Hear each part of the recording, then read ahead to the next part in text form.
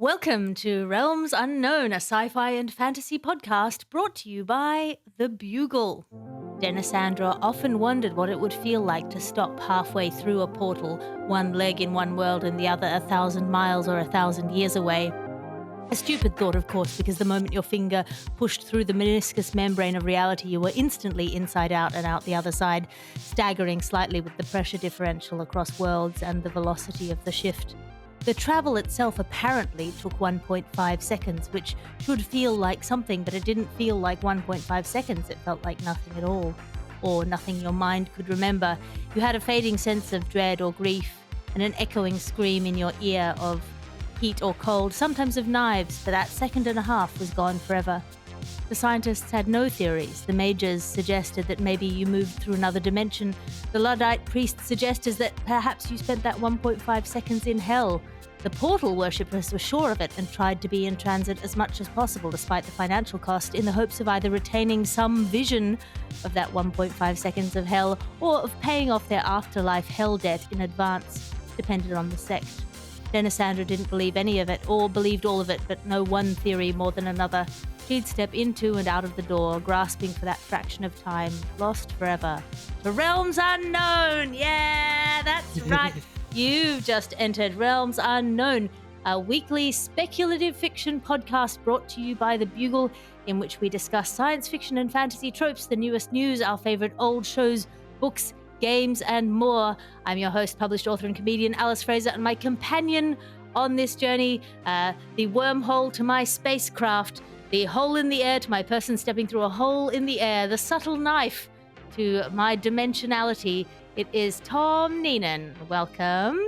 Hello, welcome to me to this. This is like a modern portal, isn't it? This is like we're somehow transported across time zones and everything else. And I'm excited to be using this technology and to be back on Realms Unknown. How are you, Alice? Are you well? I am also, very astonished by our ability to do portal traveling in a way that to people 100 years ago would have seemed completely impossible to comprehend. Exactly. Just amazing. Our subgenre deep dive for the day, as you might have noticed, will be portals, science fiction and fantasy that goes through tubes to other times and places. But before we get into that, just a reminder to subscribe to the Bugle channel, and that all of the books that we cover here will be in our affiliate store. The link is in the show notes. It's just the books. Everything else we'll also mention in the show notes. But before that, some quick news. The comic book series Something is Killing the Children from James Tynion IV and Werther Del Edera is set to be made into both a movie and an animated television series. That's a comic book. It's a horror comic book. It's become a major title in the comic book world. If that's your area, it's based on the premise that only children can see monsters and that the monsters eat children. Very fun. And the central character is Erica Slaughter, who's part of a secret society of monster hunters, and she battles eldritch beings on behalf of the children. Lots of fun if that's up your alley, but you're not a comic book reader. Expect a good story coming down the pipeline soon. I hope it's done well. And that brings us to our opening segment. Tom Neenan, what have you been putting in your brain? I went to the cinema recently, and I saw Guillermo del Toro's Frankenstein, or the Modern Prometheus. That they do include that bit in the title, and absolutely ice cold take. Guillermo del Toro is a brilliant and visionary director and storyteller. That much we know. It was really interesting. You know, Frankenstein is the first sci-fi piece of literature, the first sci-fi piece of media, as far as I'm aware, ever. You know, tell me if I'm wrong here. And so I'm always intrigued when a new version of it comes out, because it can suffer a bit from that John Carter of Mars factor, which is being the first at something often means that, you know, the tropes are very tired and we know exactly what's happening. And it does try and inject new life into the story. The most sort of interesting take, I guess, the most kind of 2020s take that Guillermo del Toro has, is that rather than the monster sort of going awry as a result of the brain being dropped, or it being, why did we use a murderer's brain, or the kind of usual thing, which previous iterations have either said, that the monster was in some way brain damaged, or the mind of the killer stayed on. This one, it's all about bad dads. Charles Dance is Oscar Isaac's dad, and he's a bad dad. And Oscar Isaac immediately thinks that, the best way to teach this creature is all stick and no carrot. So he locks him up, and he's bad dadding all over the place. And it's basically, the whole thing is, oh, if you just been nice to me once, I wouldn't have been evil, bad Frankenstein. Or you know what?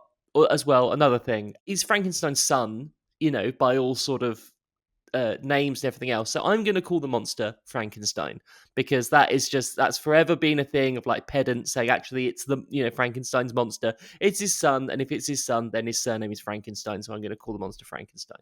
So basically that they pin all of the kind of, oh, he's had he's gone evil on the fact that Oscar Isaac is almost comically immediately an awful dad. From second one, this newborn creature is sort of trying to figure out the world, and he's getting frustrated, and he's hitting it, and he's saying Victor, and he's just sort of saying his own name, and he's saying, why can you only say this? And it's he's been alive for a day, leave this guy alone. Also, he's Jacob Elordi, the Hollywood heartthrob that we all know and love from Kissing Booth.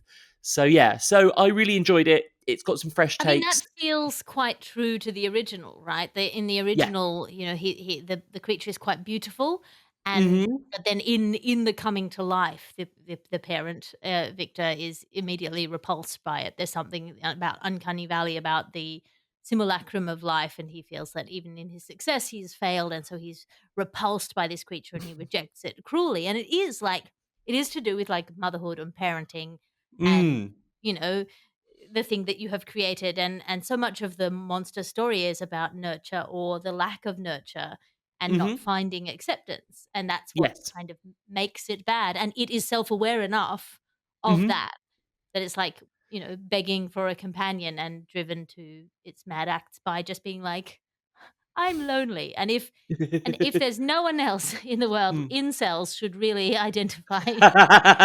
Exactly. This is it's a Frankenstein for the incel generation. It really is. It's an Andrew Tate infused story, and I think it's probably the most faithful rendition of the story that I've seen in cinema. It's even when Robert De Niro was Frankenstein's monster, or Frankenstein, that was meant to be very accurate. But I think this one really really nails it. As a result, it's strange that it doesn't quite have an act 3, because basically there's not a big fight where villagers go after it with pitchforks. It's about forgiveness, or it's about the monster kind of coming to some kind of uneasy forgiveness to Frankenstein himself. But it's very good. It's coming on Netflix soon. Do watch it. It's very good. Well, I mean, if we're gonna talk about Frankenstein's monster versus calling it Frankenstein, I think we can all agree that the real monster in Frankenstein is Dr. Frankenstein, if he is a real doctor, which he isn't.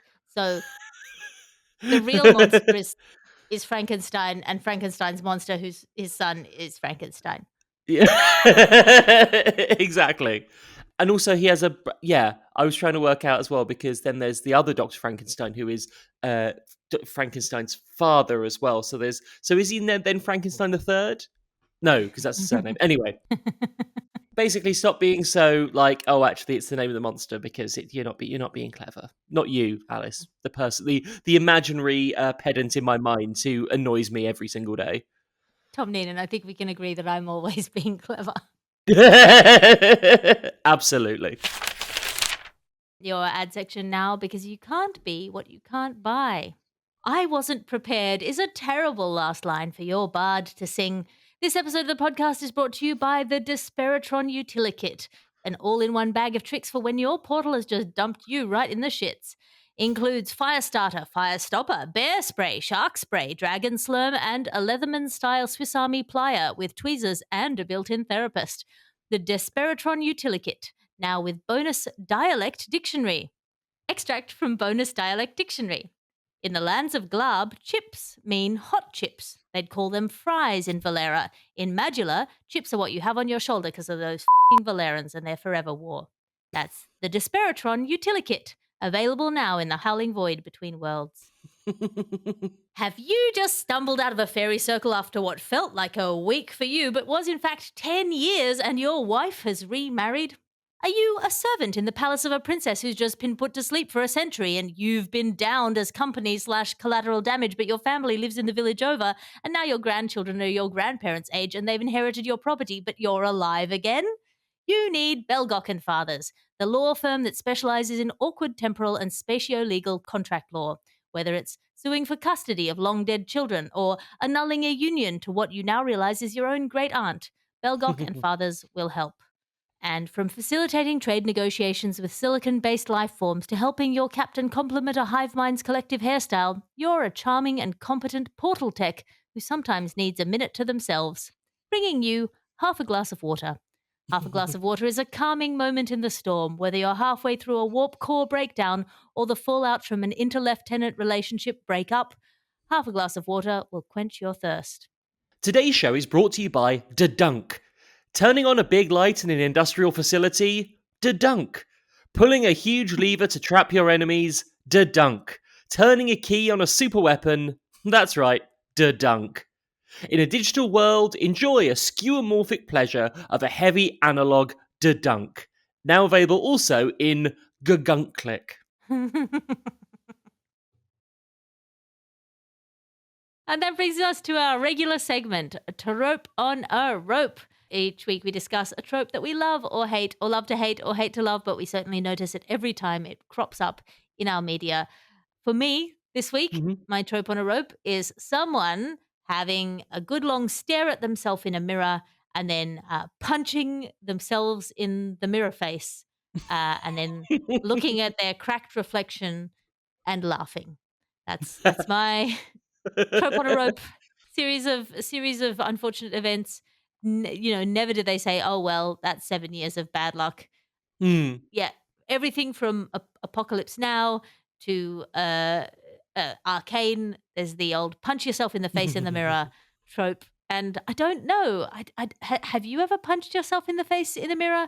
Email us at realmsunknown@thebuglepodcast.com. I get that it's like very visually satisfying, the sort of that it represents the fractured psyche of the person being reflected and their essential fundamental alienation from themselves, that sort of Brechtian Verfremdungseffekt coming into play. But yeah, I feel like there must be another way. It's a bit day one of film school, isn't it? It's like you go in, first thing you do is get given a locker. Second thing they say, if you want to show a character's fractured psyche, you have them look at themselves in a shattered mirror. That is like, yeah, it's very elementary. I almost feel like we should be looking for new ways of, trying to sort of embody that in some way. Because yeah, it's now almost sort of beyond parody. I remember in the Doctor Who movie, Paul McGann movie, he looks at himself in a shattered mirror and then he looks up at the sky and as thunder claps, he screams, "Who am I?" And it's like, wow, okay, that is, we get it. There's no subtext there. And then the sky echoes back, "Doctor Who am I?" What's your trope on a rope this week, Tom Neenan? So this is born of having seen Frankenstein at the cinema as well. My trope on a rope, it's a cinema trope, which is when a big hulking creature is sort of laying waste to a group of people, and it will do a thing where it kind of sweeps and lots of different sort of extras will all go flying off in different directions, but they'll fly off in a particular way, which is how no object has ever flown in real life, which is basically it's a stuntman on a wire, and it's a stuntman on a very specific wire that kind of throws him backwards across a green screen. But the physics of this being thrown now, I think film has just said that's what it looks like when someone gets thrown across a room, but it's too slow. It's not in the style, or it's not in at the speed or the manner in which anyone has ever been thrown across anything.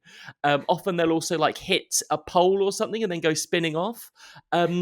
But it's kind of like we've now just accepted that's what that would look like, even though in our minds we're like, yeah, but that person's in the air for like a minute and a half. Like that is not how physics works at all. But we've sort of gone in our heads, oh yeah, that's what happens when a big hulking creature lays waste to a group of people. They sweep at them, and then like three stuntmen go sort of spiraling across across a soundstage. It's kind of like when Jet Li sort of pioneered wire fu, and everyone just sort of accepted that, like, oh, in this version of cinema, people can just like do a kick and then just like be in the air for ages, even though we sort of all instinctively know how long someone should be in the air. From like our lizard brain just knows, oh, gravity should have started now. So I'm kind of obsessed that even something like Frankenstein, which is sort of obviously it's not realistic, but I guess it tries to root itself in sort of tactility, still relies on that, like Frankenstein sweeps a bunch of people and they all sort of do that one wire leap backwards. I don't know what I would call it. I guess it's just like a thrown backwards on a wire trope. But I think we all, if I say it, I think in your mind we can all think of an example of someone doing that and how it just doesn't quite feel real in that sense. That's my trope. The spring and fling, let's call it. Yeah, exactly. And that brings us to our subgenre deep dive of the day. This week we are going into and out of portals. Portals in science fiction and in fantasy. If this is a genre that you like, there's a whole subgenre of fantasy called portal fantasy, actually, that's quite popular now, and people are writing specifically within that genre, playing with it a lot. But if this is a subgenre that you enjoy in science fiction or fantasy, head over to our Blue Sky, Realms Unknown, over on Blue Sky, and we do a call out every week for recommendations. If this is your thing, there is a reading list from very clever and lovely people also over at my Patreon, patreon.com/Alice Fraser. If you want further reading, we're going to go through a few recommendations, and we'll start.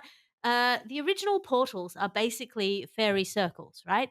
In folklore, the idea that you would go into the fairy realm, time passes differently there. You can or can't eat the food depending. The deals that you make are binding in various ways. I think that is really the origin of the portal as a concept. It also can operate very well in an epic story if you have to do fast travel. Essentially, it can solve a lot of the problems. But probably one of the earliest modern portal fictions is Alice in Wonderland, where she goes down the rabbit hole. She ends up in this surreal world. I'm going to give one recommendation and then I'll go to Tom Neenan. In the Vorkosigan saga, which is one of my favorites by Lois McMaster Bujold, I will recommend forever.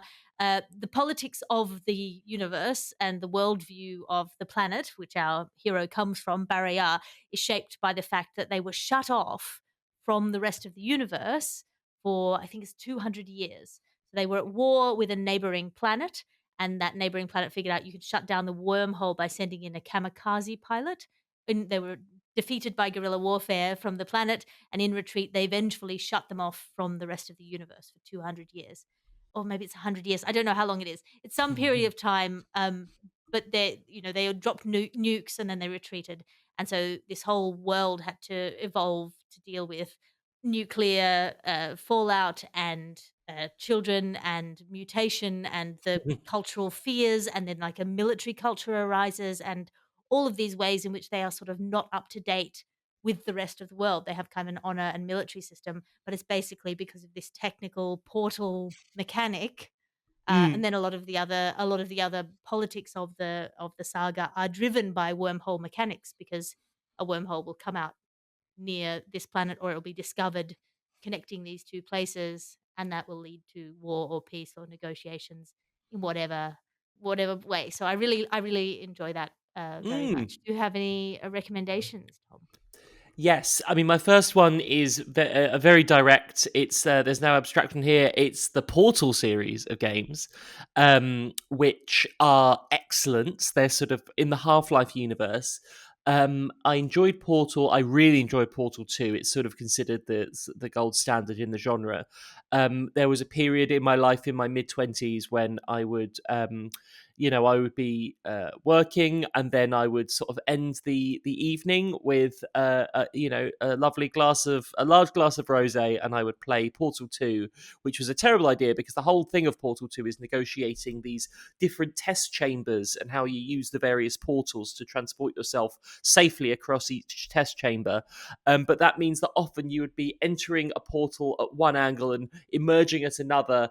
And I was, as I would drink rosé and do this, I would start to get incredibly nauseous. And on one occasion, I was actually sick because the game deliberately disorientates you about, so that you're heading down and suddenly you're thrown upwards, and you need to sort of work out how to use gravity, how to use momentum, and all those things in order to negotiate it. That's one element of it, and obviously Portal 2 also has the amazing GLaDOS, who's the sort of AI who is tormenting you the whole time as well. It's absolutely brilliant. A film which comes up a lot on this podcast, but it has an amazing Portal logistic sequence. I think we all love we accept that things like portals exist, and we really like when people play with the real world implications of that. Is the Dungeons and Dragons movie that came out recently, where they are planning a heist and they use a mirror portal to enact part of that heist. And it's really clever use of a portal. Also, it shows what happens, how it can go wrong. The thing I love about the D&D film is that it kind of creates what it feels like sometimes to like roll a one on an attempt at something. So stuff goes wrong all the time and they have to sort of negotiate it. So like I think a mirror portal might be like left face down so that then the person trying to get through it can only sort of hit grass or something to try and escape. And that's really smart. And that's well worth seeing anyway, but that for that moment as well, I think that's particularly brilliant. As is traditional, I feel like I should mention some honourable Doctor Who mentions in the Portal sort of realm. Classic Doctor Who doesn't do a lot of portals. The examples that I could think of were Nightmare of Eden, which is on a spaceships. They are transporting part of a jungle which is accessible via a kind of portal, and at some point, and it's filled with these things called mandrills, which are actually aliens that are made of drugs. It's an odd story, but they kind of that element. There's also a much maligned story called Timelash, a Colin Baker story, where if you are bad on this particular planet, you get thrown into the Timelash, which it turns out, spoilers, is a portal to 19th century Scotland. It's a strange one that and they meet someone called Herbert, who turns out to be H.G. Wells. It's a bit fun. It's a bit flawed, but that's an interesting one. New Who plays better with portals, and I think the gold standard of that kind of thing is The Girl in the Fireplace, where a futuristic spaceship is punching holes in reality in order to access the life of a woman, and the whole thing is about trying to figure out why they want to get to this woman and what is the link between this spaceship, thousands of years in the future, and this woman in the past who lives in revolutionary France or pre-revolutionary France. And it's a beautiful piece of work that uses kind of portal technology to tell a story that spans someone's entire lifetime while also happening in real time in about sort of 4 hours or so. So yeah, so those are my Portal recommendations. Basically, watch all of those, and if you're going to play Portal 2, do so with half a glass of water and not half a glass of rosé. Well, we got a lot of recommendations for classic sort of 90s and early 2000s television shows. We got Sliders, people recommending Stargate, Of SG-1, course. of course, Hmm. and classic Star Trek. A lot of those involve getting lost from a wormhole or some sort of time space anomaly that throws you somewhere where you're not meant to be Mm. mid warp. Obviously, I don't normally talk about games because that's not my area of expertise, but we need to ask the core question, which is Mario going through portals? Hmm. Are these sewers and pipes actually portals into another world? That's a Hmm. genuine we need to all ask ourselves that. You don't need to answer me, but you need to know in your heart what you think. Philip Pullman's The Subtle Knife obviously cuts through the fabric of the universe so that the children can move between worlds. And that's an interesting one because once you cut it, you can't really sew it back up. Hmm. So you've opened a doorway, and then other people can come through, which is a lot of fun. And then to go to classic written sci-fi, Dan Simmons' Hyperion Cantos, which are incredible and confusing and complicated and beautifully written, based on the Canterbury Tales, but sort of very, Oh. very high sci-fi. The portals are called Farcasters, and they intersect with an antimatter anti-hero called the Shrike, who can time travel. So there's a lot of sort of time and space working in interesting ways, which only I think very good science fiction writers can do in a way that isn't confusing. And Dan Simmons manages to do in a way that is at first confusing, but then reveals itself to you. So it's one of those sort of delightful books that makes you feel smarter for having read it. That's a real skill I find with certain sci-fi writing, especially ones that deal with, like you say, sort of fractured times and places and things, is having the faith in the author that they have worked it out so that you can just sort of sit back and enjoy a well-told story, knowing that someone else has done the hard work of like sitting there with post-it notes going, okay, if this happens here, this happens here. I had that recently with Weapons as well, the film Weapons, which sort of has split narratives, and you're going, okay, I need to remember this, and this, and then you sort of relax into it, going, no, the storyteller knows what information I should have at what time in order to piece together a good story. So yeah, I can. Yeah, what was the name of that one again? That sounds right up my alley. Dan Simmons' Hyperion Cantos, beginning with the book Hyperion. Mm-hmm. Very fun. Lovely. So if you want to keep going into this subgenre, the Deep Dive is available to you over on Blue Sky. Adrian Tchaikovsky sometimes recommends books in that reply chain, which gives me a thrill because I love Adrian Tchaikovsky's writing, and should actually recommend some more of his books in here, because they are favorites. That's brought them top of mind. Maybe I'm going to read some Adrian Tchaikovsky this week.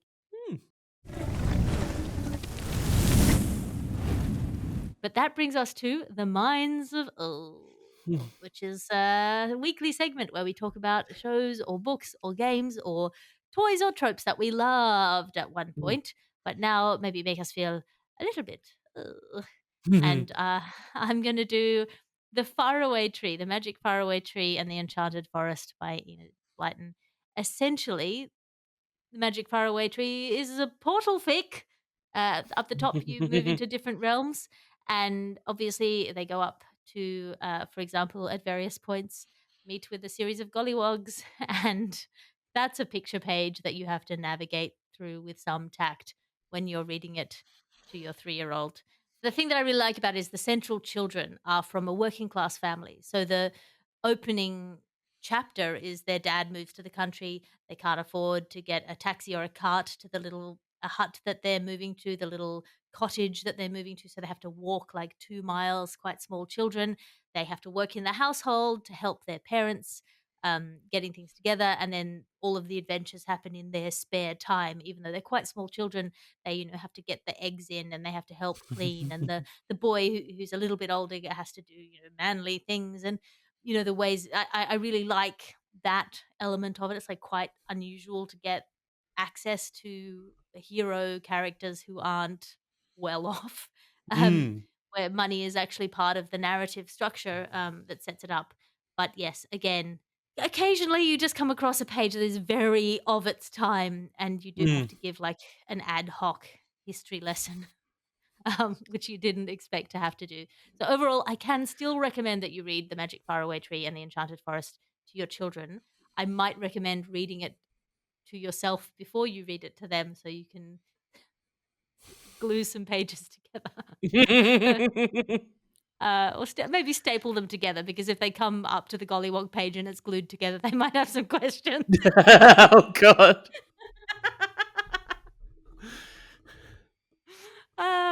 What's your minds of I have kept this quiet, but I saw the film Frankenstein recently, and I do one thing, and I have to do a whole podcast about it. But it occurred to me while watching that as well. Not only is it the first sci-fi story, is Elizabeth Lavenza the first fridge? Probably not, because there must be Greek myths that have fridging in as well. But for those who don't know, fridging is the kind of the trope in which a male hero discovers that his sort of either love or a female in his life has been murdered, and that gives him the kind of impetus to enter into Act 3 and really bring down the antagonist, usually who's responsible for the death. And thinking about it, no, there must be sort of Greek myths and things in which there's plenty of fridging. But I think that watching it, Mia Goth plays Elizabeth in this version, who is killed by Frankenstein. Spoilers for a very old novel, but that is sort of the ultimate. That is a very definite example of fridging. I think fridging comes from the fact that it's called that because the hero comes home and finds the female head in his fridge. Is that right? I think that's the logic or the kind of the origin of that. But yeah, so basically it becomes quite icky when the existence of a female in a story is there to provide, basically to die, and then provide impetus for the hero to then sort of seek revenge or bring down the antagonist. And there are interesting inversions of that. Dexter has an inversion of that where the antagonist is brought down by Dexter only to find out later that his partner has been murdered. So that's a kind of interesting inversion. But it's kind of, now I think people see it as a bit like, oh, if the purpose of a female in a story is purely there to be murdered, that's not ideal. That's not great storytelling. I don't know. Well, look, yeah. I mean, Mary Shelley wrote that into the original Frankenstein, but just because it's written by a woman doesn't mean it's a feminist thing, and it is an interesting sort of feature of a lot of fiction that men's vengeance is enacted on one another through the bodies of women. Yes. Or via the means of women. The monster is angry with Frankenstein because Frankenstein won't provide him with a companion, and so he says, "Well, if I can't have her, that thing. If I can't have her, no one will have her." That all of that stuff is certainly embedded in a lot of fiction, and Yeah. it definitely makes you feel like, ugh, she's why not have her be a person? Yeah. And she's very much in this as well. Guillermo del Toro sort of plays with the idea that she's idealized, and she's sort of we're seeing it through Victor's, because obviously the whole point of Frankenstein as well is unreliable narrators, so that we're all sort of seeing her through the eyes of Victor. So arguably she never has her own sort of, that she lacks an agency, but I don't think that's the fault of Guillermo del Toro. I think that's him honoring the point of the text in this case. But your mileage may vary on that. And that brings us to the end of this week's episode of Realms Unknown. Go forth, brave adventurer, and answer the call to action. Why not go see Guillermo del Toro's cinematic take on Mary Shelley's Frankenstein, one for the incel generation, leans into the bad aspect of the story. Go support a local cinema or wait and watch it on Netflix. In terms of our Portals subgenre deep dive for this week, pour yourself half a glass of water or rosé and try playing the Portal games, particularly Portal 2.